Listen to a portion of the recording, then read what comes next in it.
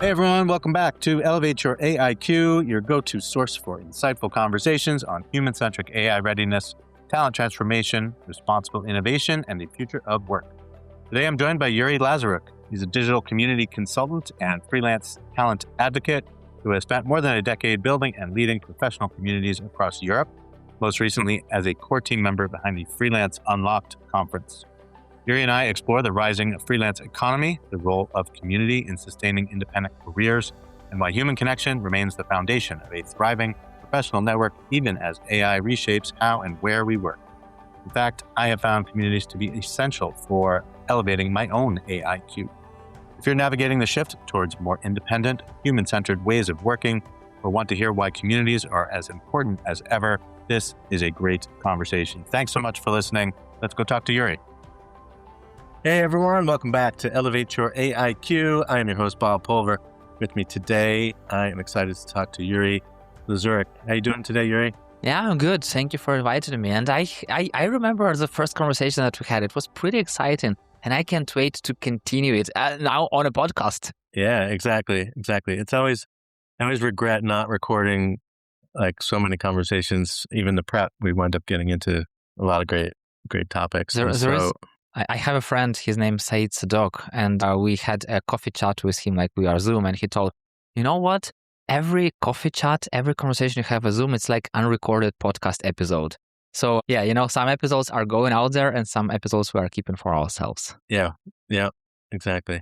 So Yurii, before we get into a whole bunch of topics around, the future of work and AI and community and the freelance economy and things like that, I thought you could just share with my listeners a little bit about your diverse background. I started, I don't remember how many years ago, like 15-ish years ago, plus minus, as a risk analyst at the bank. And I was working with insurance companies and banks counterparties just to ensure that they are good enough to work with our bank. And the funniest thing that no matter how much I tried to be compliant to keep those companies in a good shape, like it was always management decision. Even if I were saying that it's a shitty bank, it's a shitty insurance company, if management sees money, if business sees money, nobody cares. But yeah, I had a really good experience, like using my analytical skills there. And then I went into this entrepreneurial journey. So I was doing an internet shop. I was selling good for kids. And the funniest thing that I was a pretty good salesperson. So I never tried to sell something to someone who doesn't need things, but it was about more understanding what do they really need and giving them exactly what they need. And afterwards, it kind of like transformed into community, because when I was running this internet shop, I had problems with my SEO. So I went to SEO forum. First of all, I hired people to do this. Then I understood that nothing is happening, like 6 months, no results. I was like, what the hell is going on? And then I met some people at SEO. And long story short, this was my first community for SEO experts. And it was like very, very good community in Ukraine. And then I continued doing this journey for marketers, for sales experts. I even hosted a conference for sales experts for 700 people by myself without ever doing this. I was like, yeah, let's just have a bigger community meeting. And then, when the war started, I suddenly lost all the sources of income because they were all mostly around communities of experts that I've built. And I was like, what do? I've been doing communities for 7 last years, but I didn't know that there is a job of being a community expert, community manager. I was thinking that this was just connecting people and having fun with them. But then I find out that there is an industry, and some of the experts, they are older than me. They've been in industry more than I'm alive. And I was like, it looks like I know something. So that's how I became community consultant, community professional, because I was doing community for over 10 years already and 6 of them without knowing that it's called community. I was just thinking that it's like meeting people and having fun together. But now I'm working as a freelancer myself. I'm working with different companies. I'm helping them to grow their communities, to build relationships with people. And currently, 2 of my main clients are Freelancer Map, is a company that connects independent talent freelancers with companies who wants to hire them, of course. And Freelance Unlocked is like one of our biggest conference, I believe, not just in Germany, but overall in Europe for freelancers and for independent talent. This year, we are going for 1,000 participants. Pretty great community, I can tell you. So yeah, like I'm talking to hundreds and thousands of people. I'm getting all this experience, and I love sharing it with others. So, and why I love being on the podcast as a guest or as a host, because I also host a few podcasts myself, because it's always elevating a human. It's always sharing, like having a fun conversation and then sharing all this experience with all more people around it. So it's like highlighting humans, elevating them. And I just love that, So yeah, it's a very short story, and you better stop me because I still can go on and go on. Well, I think it's great that you navigated, different areas to find something that you're really passionate about. And I bet you're really good at it. I can tell by the energy level that you bring to the conversations, your attitude. And, you don't need a fancy title to be a leader, right? I think community is more important than ever, which, we're going to get into over the course of this conversation. But I think as people are trying to navigate, the AI, landscape, what does this mean for my career? Do I want to rely on a company? Can I go off on my own like you did or like I did? What does it take to do that? And underneath all of that is the fact that you're not, even when you work as a solopreneur, you're not really always by yourself. I mean, you have communities that you can, rely on and tap into, whether that's for specific subject matter expertise, like you did with the SEO, community, or it's just, I'm in one community that I recently joined that's all solopreneurs, right? So you've got to have that support system, family, friends, but also, people who can help you in different industries and with different skills, different activities and things like that. So community, I think, is just as important, if not more important than ever. Family and friends, they do not understand you because you usually work in different scenarios. And I'm double on that. First of all, I'm working with community. Secondly, I'm working with freelancers. So, okay, let's be honest. Community is not very sexy thing that everyone talks about. If we are talking about sales, marketing, customer success, everyone knows it. Community is kind of like rising star. The same with freelancers. So it's like everyone, like 90% of people there are full-time employees. And when I am talking that I'm a solopreneur, that I'm a freelancer, that I'm working with different clients, that I'm finding clients myself they do not understand me clearly. So to really grow in those two industries, I need to have friends from community side and I need to have friends from freelancing side because otherwise it's a hell. Like it's hard, totally. Well, I think I agree on the friends and family saying they don't necessarily understand all the aspects of what I do. But I do think knowing that they're there and, they just have to trust that you are doing constructive. It's better for them to trust. Yeah. Yeah, exactly. The Freelance Unlocked Conference, that's coming up, right? It'll be in June, okay. 11th, 12th of this year. And we are hosting it already for the third year. So we started it as like, hey, so it were 3 companies. It was 9am, Freelancer Map, and Uplink.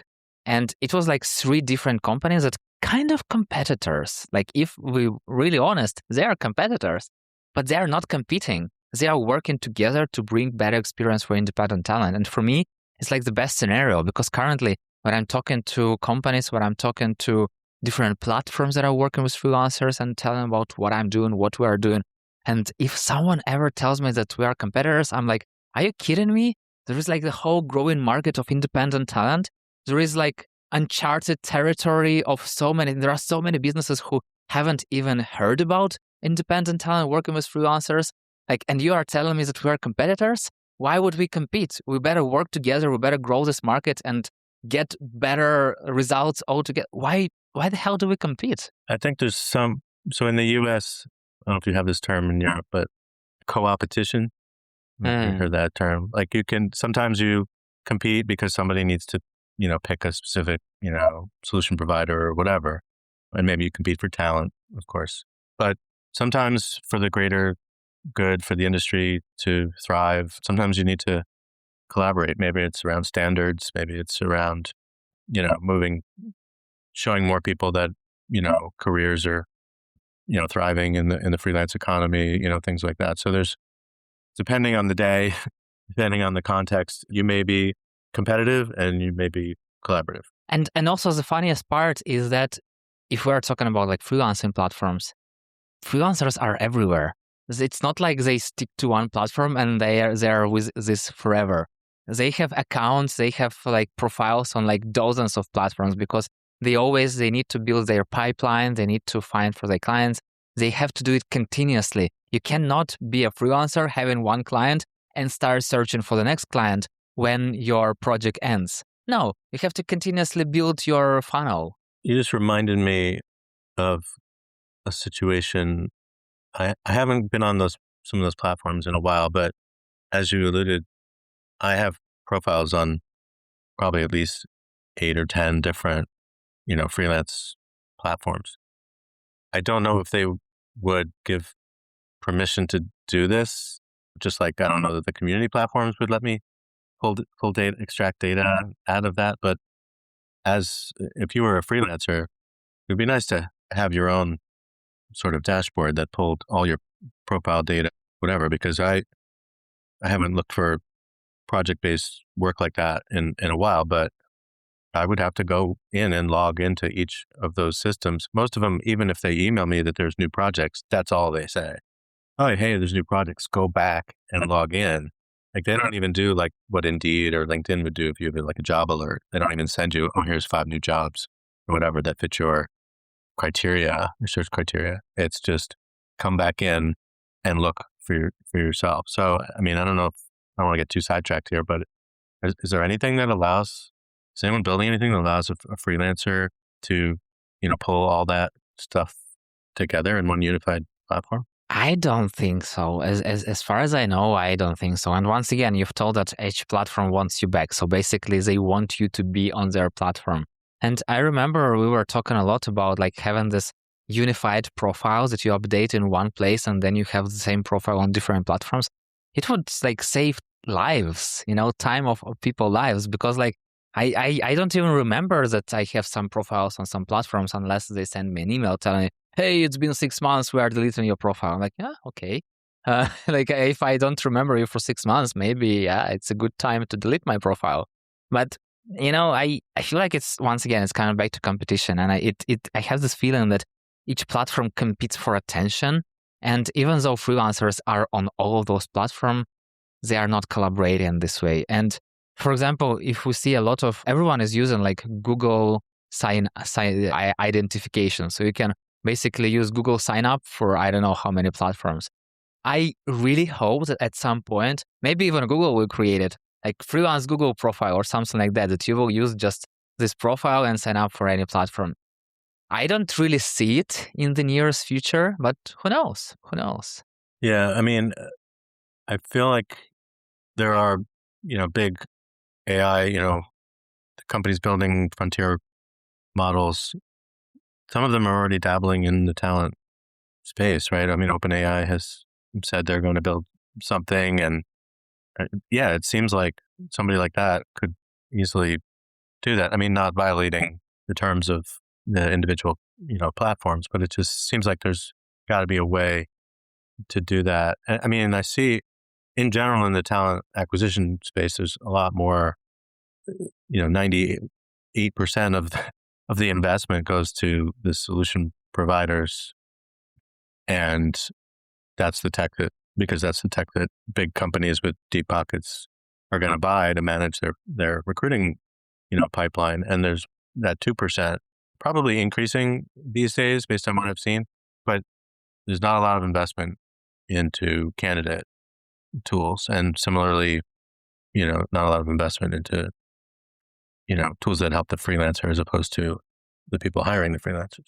Let's see, what I see right now that AI is making more problems that helps. I mean, like in a way of matching, because how did it work before? Recruiter has a job. They have to come up with a description. Of course, they have some templates. They put them together. They put it out there. Freelancer or any type of worker, you have to somehow reply to this application. You had to use your brain to adjust your CV, to send a cover letter, to have a conversation with this person. You couldn't just go to ChatGPT and, hey, ChatGPT, here is a job description. Please give me an answer how to reply to this. And like recruiters go to ChatGPT, it creates them job description. Then applications, the people who apply go to those same tools. And it's like AI fight. So you have some easy idea and you transform it into some hard with like 10 extra points of like what do you need to have, then you have the same reply and you have to deconstruct it into like the real answer. So we're losing the human connection part. And I would say that the best platform that can ever do this, it will be like the real human related thing that will gather. Okay, yes, of course, it's all about data. It has to gather all this data, all the proof, because it's all about proof. Did you really do this work? Did you really had these outcomes? Have you ever achieved those results you are talking about? It's the number one question. And those platforms can do this. They can create this like proof of like validation for these freelancers, for these experts. It would be helpful, but not in a communication way, because you still have to, human conversation. And I like on this in the independent workforce podcast where I talk to experts about how to hire freelancers, many of them talk about cultural thing.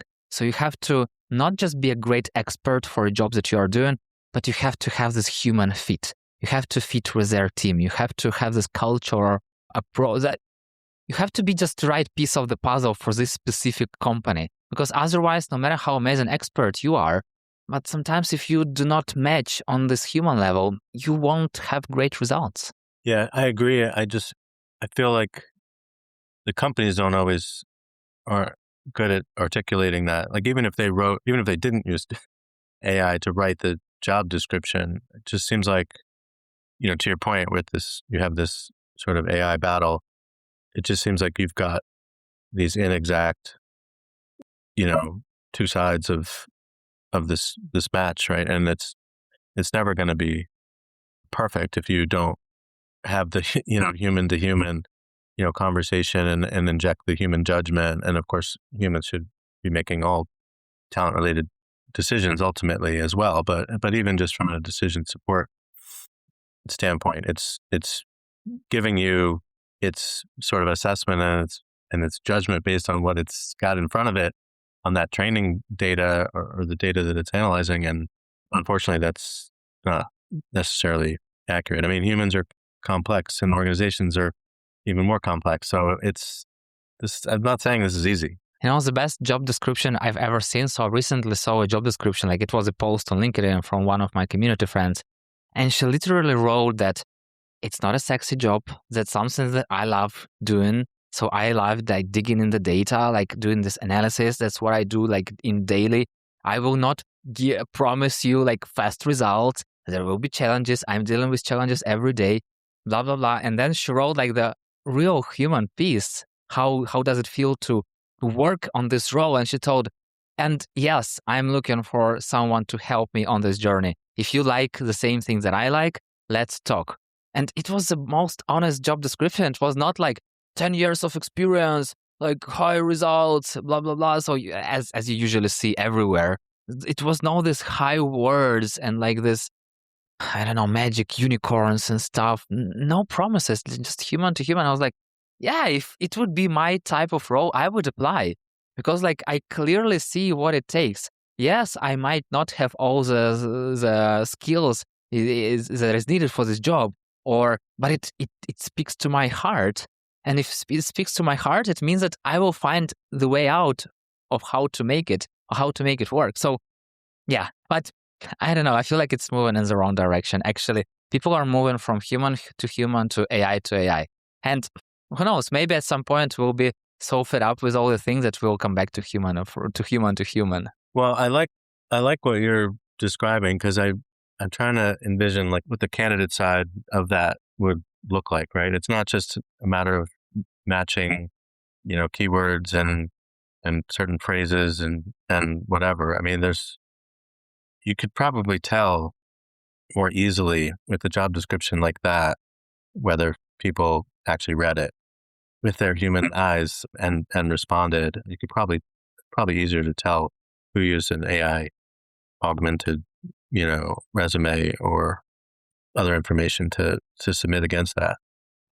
I was always also thinking about the comments you made about like the AI that we're all using now. We're starting to build, these sort of personal operating systems and second brains and chiefs of staff and all these things to support our work. And, for someone like myself and I'm guessing you as well, I mean, these things can be really impactful and, make you feel like you've got, some semblance of a team to support you. But I was also thinking about like having this one sort of profile to rule them all, like getting into, digital credentials a little bit. And why couldn't you have your, this would all be opt-in, of course. Hi, I'm Cole Napper, host of Directionally Correct, the #1 people analytics podcast in the world. Come check out our podcast that dives deep into topics like people analytics, workforce planning, and talent intelligence, helping leaders across the globe navigate the future of work with insight and a little bit of fun. But if I had my digital credentials and I had my, second brain, so it knew all the work that I did, it had all that proof that you mentioned before. If it had all that and I could selectively share things from my digital credentials, it could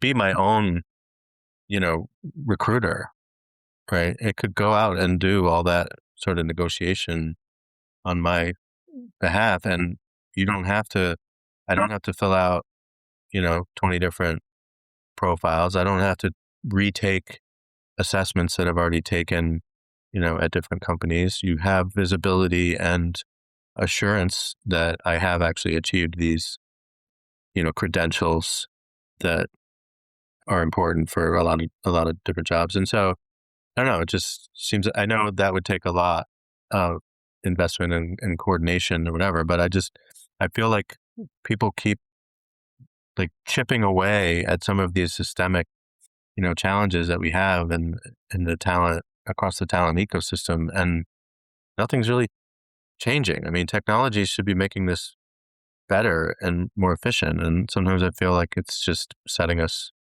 back at the end of the day. I know individual freelancers who already built these systems for themselves. So they do not actually apply for jobs. Yeah, sometimes they apply, but it's not them, it's their agents. So they build a sequence of agents who acts like them, and they go through this process by itself. So they created the digital twins or something like that. And then they just show up on like a human-to-human, face-to-face interview. And they are totally open to, they believe the agents because they gave those agents the information. And they clearly know what those agents will write, what they will tell, how they will answer to any questions that recruiter might have, etc. So the only thing that they need just to actually show up and show their human side during the interview. Also, there is a great human, Yurii Lazaruk, who is building currently digital twins. And he's talking a lot about this, like from the company side and from the freelancer side. So from the company side, you have the digital twin for different people in your company, for management, for specific people who are hiring, and they don't actually have to spend their time on all those interviews. So they create digital twin, and then it can be 100 people who apply, who can answer all the questions they want, who can have a conversation with the digital twin, like a real face-to-face interview. And then it helps a lot to go through all those things. And it's the same thing for freelancers. So you have a digital twin, and your clients, they do not really have to jump on a call with you for like 15, 30 minutes, whatever. They talk to your digital twin. They ask your twin about your experience, about use cases, what you've done, how it worked. And basically, it helps to identify if you are a good fit for them. And you don't really have to go on a call with them unless they are ready to work with you, or if they have some specific questions that your digital twin do not know answers to. And what's the beauty of it, that it's not an LLM. So it's not like getting information from everywhere. It's getting information specifically from what you've told to it. If you didn't tell anything to this information, it will tell, I don't know, because it doesn't know. And only if you put some data from your side into this, that, it will answer the question. So once again, there are so many conversations about the future of work. And, I remember this movie Back to the Future, and they promised us flyboards and the shoes that will make themselves. But I didn't see them yet, So that's the hardest part. I think wasn't there a band a couple decades ago that said we were promised jetpacks? Yeah, exactly. Name of a Yeah. band or name of an album? Yeah, no, I hear you. I think the closest we're getting for any of that Back to the Future stuff is maybe the Mr. Fusion, using food scraps for fuel. Yeah, that's probably the closest. We're going there, especially with all this crisis that we have right now. Yeah, the digital twin. I know a bunch of people building digital twins. I have a digital advisor myself that someone built for me, and it's not comprehensive necessarily. I mean, it was based on a 45-minute interview that talks about how I think and how I work through problems and things like that. So I would need to build that out, of course. But I guess one of the concerns I'm sure that people would have is, technically you could build that to have any competency you want that you don't necessarily have, right? So it could go off the rails pretty quickly in terms of exacerbating the candidate fraud situation. So I still think you need like the validation that says, I can actually do these things. I didn't just, build, a superpowered version of myself and now it's out there as my proxy, conducting, interviews or whatever. So we do need to be careful about how we proceed in that regard. But I do agree that there's a lot that can be taken off of, the human to human plate, because oftentimes that is even just the coordination of getting these meetings through not just an individual recruiter, but through a hiring team and things like that. I mean, that is extending unnecessarily in many cases the time to hire, just the recruiting, cycle time, right? Look, people are already faking it. I see some people that I connect with on LinkedIn. I see in their company placement, there's like YouTube or TikTok or LinkedIn. Oh, you're working for this company. And actually, no, they're just creators. And I can say not the best creators. So they are just shooting some videos and they tell that they're working for YouTube.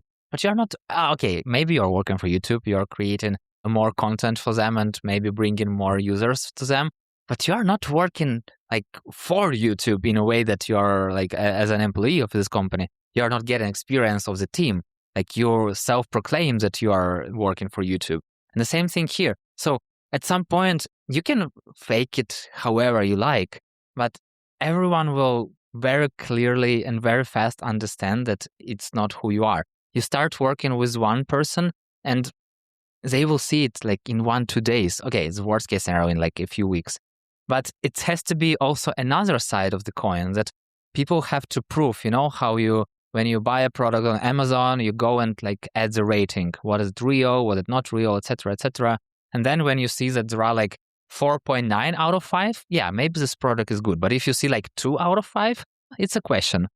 But once again, as we see it on Upwork and other platforms like this, there are a lot of people who are faking even ratings. And you kind of trust them, but no, it's just like dozens of their friends added like 5-star rating or something like that. So it's always about this. And as long as people are doing this, I don't really think that AI can remove this part, like all the fraud part overall.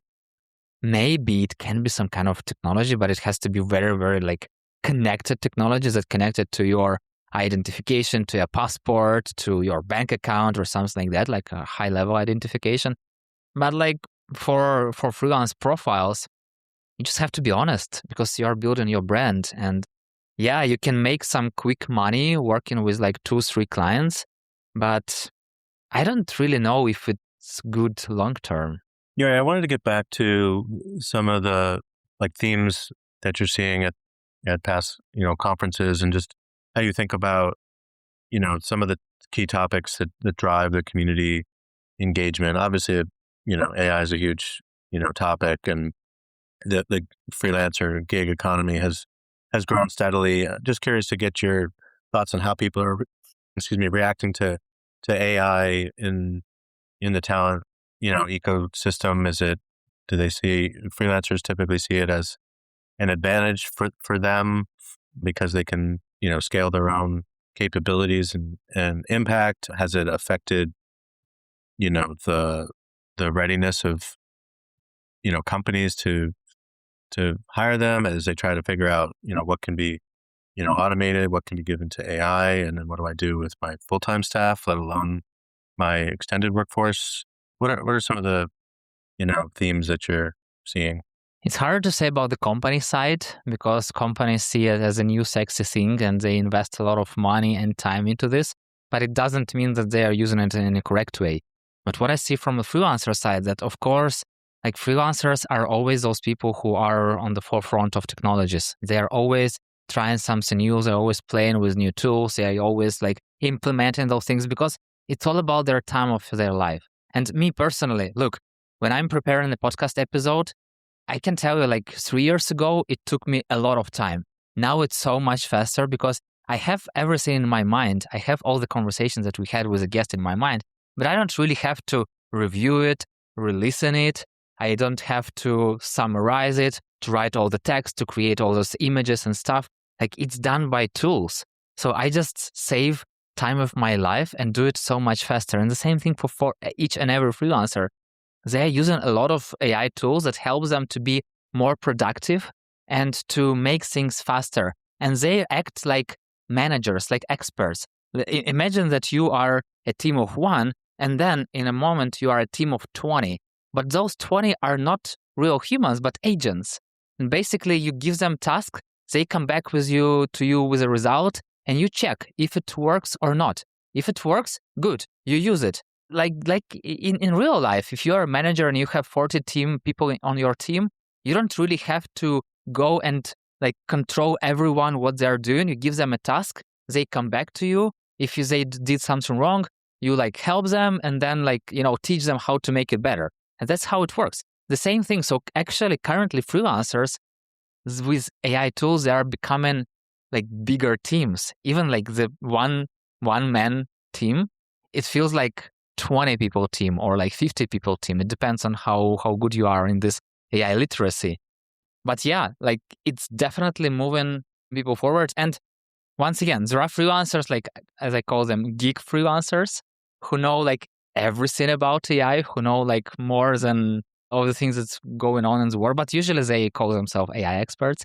And there are some freelancers who are not that geeks, but they are still using it pretty much very good as a second brain, as you've mentioned it before. As a second brain, they use a lot of, for example, for offers. They don't really have to write everything from scratch. So it saves a lot of time and I can tell you sanity. So it makes you more real. It prevents your burnout as a freelance expert. Yeah, I've talked to a lot of folks around, of course, responsible use and responsible design as well, right? We're all builders now. And I talked to people about this, who are in the current workforce. And I talked about it actually just yesterday. I had a prep call for my daughter's school system I'm on the AI task force. And we actually heard from some kids in grade school. They were probably 11 years old. And these kids are amazing, just talking about the different ways in which they're using AI already. I mean, one of these kids was I guess his dad's like a cybersecurity expert. And so he's already teaching him Python and he's teaching him, he was using an AI note taker on the call that we didn't even realize he was using, and which is problematic, but we'll talk to him about that separately. But people are anxious to get in and use it, beyond, the chat box, interface and get into some, autonomous use cases. And so we talked about when is it appropriate to use AI in some of these situations. And so when Canva came up in conversation, I was glad to hear that the focus was really on using the templates and having AI help them figure out which template to use, because that is just sort of helping you with the starting point. And then the kids can start to use their own, creativity and curiosity and and build from that. So you're basically just having AI give you that starting point and that baseline, and then the kids can start to use their own imagination and those human skills to build on top of that, which I thought was good, as opposed to using it to outsource your creativity or your critical thinking and things like that. So I think all those things are important for people to keep in mind. But I mean, I just used your example just the other day. I had a contract and statement of work that I needed to prepare, and yeah, of course, I just used my AI to create that template. Here's the presentation. Here's all the sort of source material, and I just had to do some basic tweaks, and then of course review the entire thing to make sure everything was accurate and appropriate. But yeah, I mean, I think otherwise I would have to, hire an intern or carve out more time out of my day that I could be doing something more constructive. As they say, the hardest part is to start. And AI tools are removing this starting point problem. Because even if you don't know what to do, you can go to the LLM of your choice and tell, hey, describe what you are trying to deal with. And it can give you first steps to try things, where to check for more information. So people used Google before, but once again, it's not that easy to find something in Google. So basically AI is moving this search on the next level. So it helps you to deal with the starting point problem. And also, as you've mentioned, it's very hard to validate. So what I see, my kid is 14 years old. So the biggest problem with him and AI, what I see is that he not always know how to validate the information that he receives. And he can trust it, fully trust it. And that's what I'm afraid of. And that's what I'm always telling. Look, great, you ask for this information, amazing, super cool. You asked some extra questions, great. Ask for the resources. So if you got your answer that you wanted to have, ask for the resources and go check the resources. Go check if it's real, because AI can tell you whatever you want to hear. It's a very great people pleaser. It will tell you what you want to hear. And it's the hardest part. And another challenge that I see a lot, that currently there are so many tools and everyone tells it's AI powered. But the main problem is people are not having a challenge to deal with and then they search for AI tool. But they have AI tools and then they think, oh, what is the challenge that I may fix with this tool? It doesn't work that way, because if you have a specific problem, you find a solution for that. But not you have a solution and then you search where to implement it. No, it doesn't work that way. Well, I think that's good advice for anyone, whether you're an individual or, a company, right? Start with what problem needs solving. Maybe it doesn't need AI or whatever you're calling AI. Maybe there's a simpler way to approach it. Maybe there's a more ethical way to approach it. Just thinking about, certain problems that we're trying to solve, or when you get into cases where, again, in a case of education, there's an appropriate use of AI as, to build study aids and things like that. But, you also, as you're doing the kind of research that you're just describing, you've got to make sure that that it's not leading you down a certain path because maybe you gave it too much information. I've talked to my wife about that. You need to frame the question, ask better questions, yes, but you need to frame the question so that it's not making an assumption in its logic and leading you down a path that. I'd like to introduce the Boom Band Showcase. My name is Jeff Taylor. I'm the host of the show. I'm the founder of Monster.com and Boom Band. This is a podcast about job seekers. They're struggling right now. The ghosted jobs, the black hole, everything is challenging. What we want to do is create real stories, get them talking about their superpowers, have you see what they're really like, because you're going to want to hire them. Give me a sign that you love your life. Isn't presenting all, options to you, right? Don't lead the witness, I guess is one way to think about it, if that makes sense. Look, I have an example. So recently the battery on my car died and I needed to change. I didn't know what's going on. So I couldn't turn it on.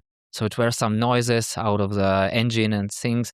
So where do I went? I actually go to an AI and ask, hey, here is what I hear. Here is what I see. Here is the photo of like the panel, what I see, like all the lights, and here are the noises that I hear. Here is my engine. Like, what should I do?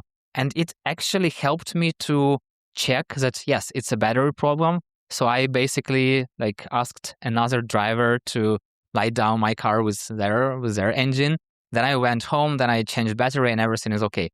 It costed me like 1 hour of like checking how it works. And the battery, like, yeah, it was not that expensive. But if there were no AI, I needed to call mechanics. I needed to call them to come back to the place where I was, to identify what's the problem, to take my car somewhere. And why would I know if they were telling me the truth or not? And they could like charge me so much more of time and money that I've spent because of this tool. But to make it happen, I had to know how usually engine works.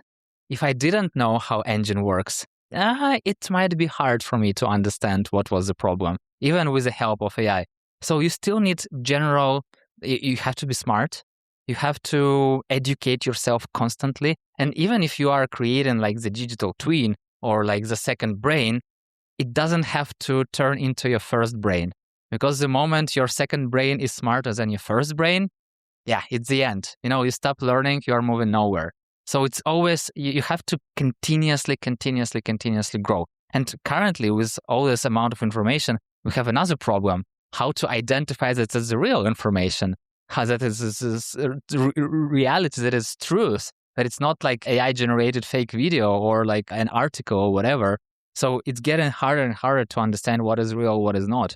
And people have to actually be very mindful of that and not trust everything they see. And also, coming back a little bit to the community part, there are many reports talking, especially in the US, talking about the loneliness epidemics.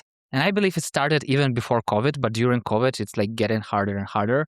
And now with AI, people are becoming more lonely, because why would you ever go ask someone if you can go ask ChatGPT? Why would you ever go to the courses if you can learn from some LLM or go to AI tools and like do it yourself? So people are becoming disconnected. And that's why I love community, because communities are building human-to-human connections. So the more AI tools we have, the more disconnected people are becoming. The more disconnected they are becoming, the more we need to return these human-to-human connections. And the more people need this connection, the more they need communities. So yeah, it's like bingo, it's coming back to like human-to-human connections. No, I think that's incredibly important, especially like we talked about at the beginning. It's easy to get caught up. I mean, I work from a home office and I'm a solopreneur, so it's easy for me to just not. I don't have to leave for that many reasons, but I choose to, because we are social beings, and it's important to have those kinds of relationships. Not that it's not valuable to talk here over the video, but it's important to maintain relationships and to continue to have that type of connection with friends and others. And so I know you guys talk about that in your communities and conferences and things like that, right? Like mental health. And this is a big part of, we talk a lot about human centricity on this show, and that can go in a lot of different directions, but certainly I think, mental health and wellness, well-being are all, part of human centricity. So it's the hardest part, as you've said, like you are working at home office, and basically you kind of don't need anyone, and you have everything you need on your own. And like, if you need to talk to people, you just jump on a Zoom call or whatever video tool you use and then have a conversation. And it feels kind of okay, but no, it's not. Any internet connection, whether it's chat, video, or whatever you call it, they will never replace human-to-human connection. For example, me personally, we have these meetings happening every 2 weeks, in-person meetings. There are some speakers and there are people gathering, and it's open for everyone to join. So I'm going there bi-weekly, not always to learn something, but just to catch up with real humans, just to have this casual conversation just to shake hands, because at the end of the day, it's different. It's like the energy. You are not getting any sort of energy from your computer, but you are getting energy from other people, and you are sharing your energy. So you are doing this exchange. And I can tell you, like, I clearly believe in energy. So Einstein didn't create his laws from nowhere. So energy is not coming from anywhere, and it's not going anywhere. It's always about this exchange. And the more people are meeting in real life, the more they are recharging, the more they are like, we are still social animals. We need other humans to survive. No matter how often we say that we are introverts, that we don't need other people, we need other people. Maybe we just don't know this. And the funniest thing that sometimes people tell me, oh, Yurii, you're so extroverted. You are running these communities. You are knowing so many people. And I'm like, yeah, but only because I host communities, only because I host conferences, because I'm kind of like creating this space for you to come and to enjoy. And I'm kind of like inviting you to my home because of that. But when I'm joining some random event where I don't know anyone, like, it's very, very hard for me personally to go and meet someone, to go and talk to someone. I usually there checking out what's going on. I'm not that extroverted, you know. So it's always a difference. It depends where you are. The same is for a freelancer. There might be, okay, let's talk about developers. Yeah, who is the most socially introverted people? Developers. They don't need anyone. They just need. But if you gather like 5 developers passionate about the same thing in one room and give them beer, okay, we'll see who is introvert and who is extrovert. So it's very, yeah, I cannot say for sure who is introvert or who is not. Yeah, I consider myself an introvert, but you're right. Under the right circumstances, I mean, I can be pretty social. Yeah, it's all about the right people, the right topic, the right place. And that's also what I'm always telling to people that I'm talking to. Look, I've struggled with this myself. Every connection that I've made, I was thinking that I have to continue moving this connection forward. So I have to be this person who messages, like remind about myself and like kind of like make this relationship work. But no, if you meet someone that you want to grow together, this person will also message you from time to time. It will be like two-way street. It won't be just one-way street. It won't be like me pinging you or you pinging me all the time. It will be mutual. And if not, look, there are 8 billion people out there in the world. You will definitely find a soulmate. You will definitely find a person to talk to. You will definitely find someone who is curious about the same things that you are, who are talking about the same topics. You have to just continue searching. So yeah, that's my like key takeaway out of talking to like hundreds and maybe even thousands of people. You will always find someone to talk if you are interested in that. And I think, well, as a freelancer, solopreneur, I mean, you should be, even if you're not a good natural salesperson, like I'm not like that, but those human, face-to-face interactions at these events, whether they're local events or bigger events, the bigger events can certainly be overwhelming, but I think if you can find your cohort, you can find like-minded people, you'll have plenty to talk about, and you build those relationships. So for me, any selling that I do, it's much easier if you've established rapport and started to build and foster those relationships. And then if you can help each other, that's great. But for me to show up and just start, it's not natural for me to just show up and just start pitching something to you. It's all about practice. I also hate these people who are coming up and they're just exchanging their business cards and like, hey, I'm doing this, let's connect. Yeah, why?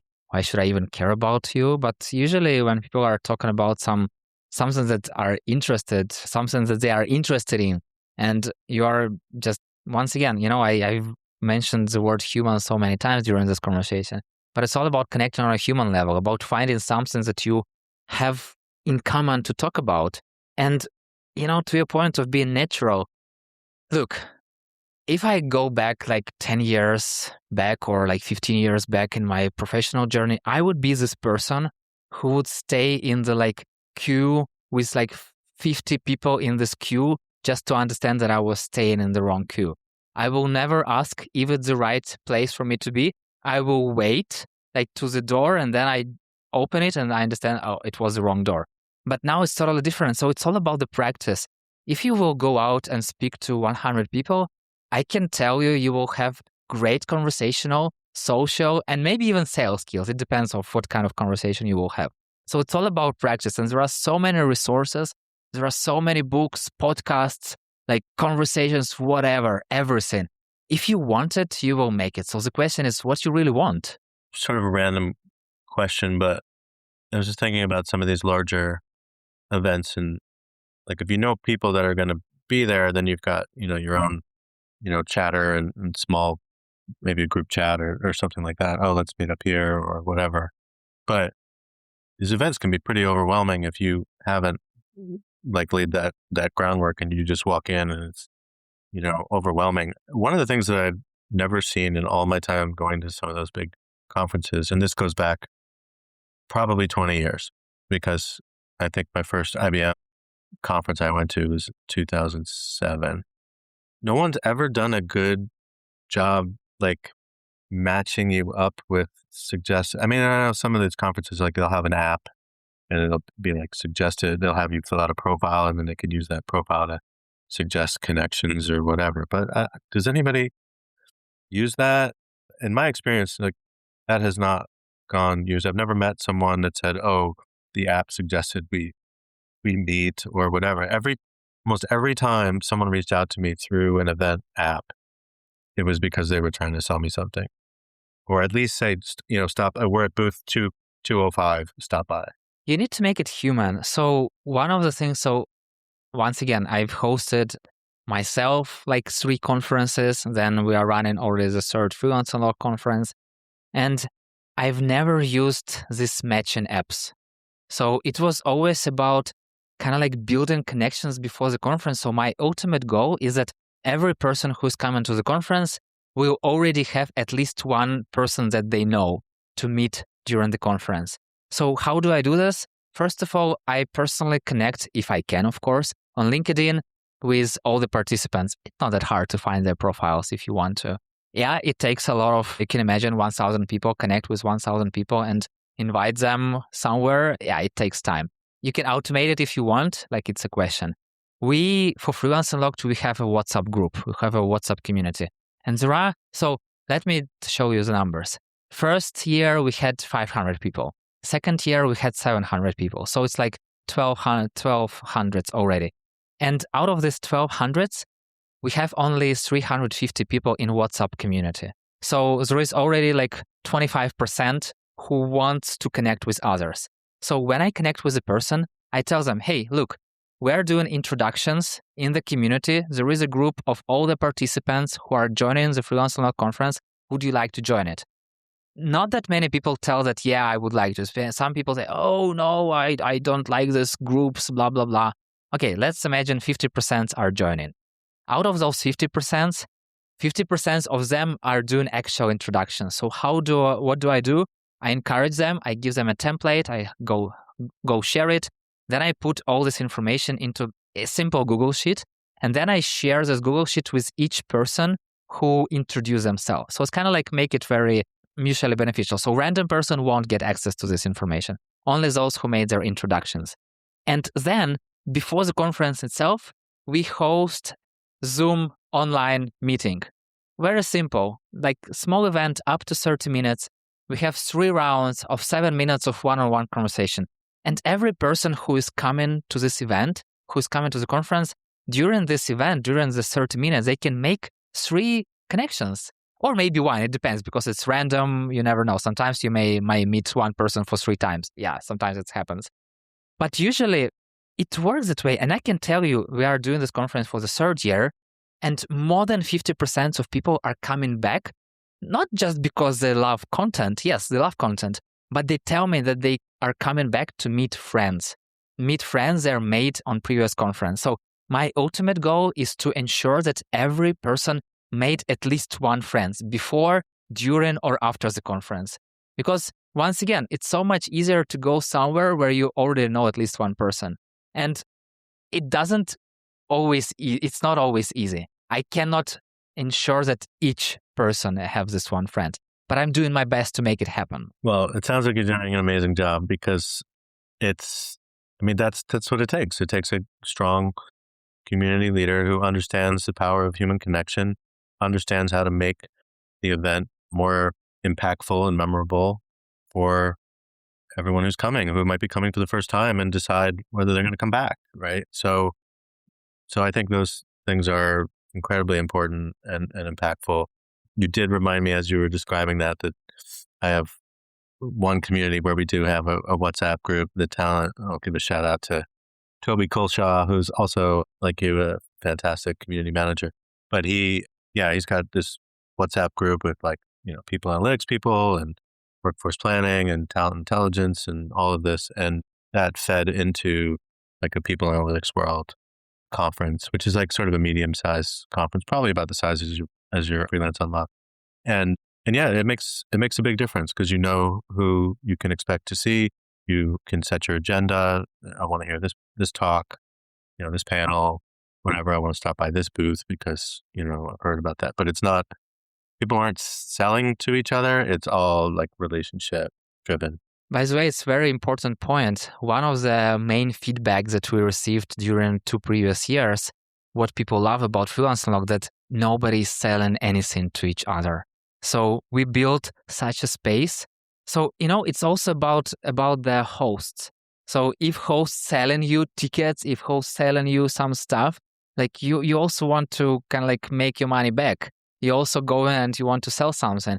But if they feel this human approach, if they see that you are creating a community, if they see that there is another human on another side of the screen and behind the scenes, you want to act human yourself.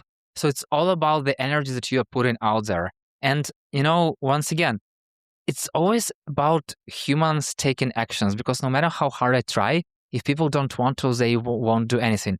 I just give them guidelines. Like the easiest way. So we have Freelance Unlocked event on LinkedIn, and every person that is going to a conference, I send them a link to this page and say, hey, go click that I'm going.